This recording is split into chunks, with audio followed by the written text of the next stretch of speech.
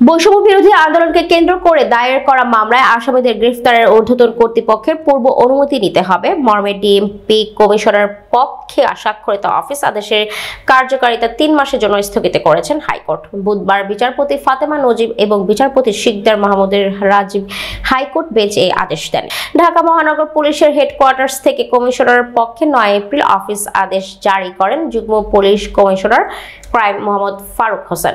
বৈষম্য বিরোধী আন্দোলন সংক্রান্তে রুজুকৃত মামলায় আসামি গ্রেফতার প্রসঙ্গে শীর্ষ আদেশে বলা হয়, বৈষম্য বিরোধী আন্দোলন সংক্রান্তে রুজুকৃত মামলায় অধিকাংশ ক্ষেত্রে এজাহার নামীয় আসামির সংখ্যা অধিক। এসব মামলার এজাহার নামীয় কিংবা তদন্তে প্রাপ্ত আসামি গ্রেফতারের নিমিত্তে উপযুক্ত প্রমাণ সহ ভিকটিমবাদী প্রত্যক্ষদর্শী সাক্ষী, ঘটনা সংশ্লিষ্ট ভিডিও, অডিও, স্থিরচিত্র ও সিরিয়াল ইত্যাদি অবশ্যই ঊর্ধ্বতন কর্তৃপক্ষের অনুমতি নিয়ে গ্রেফতার করতে হবে।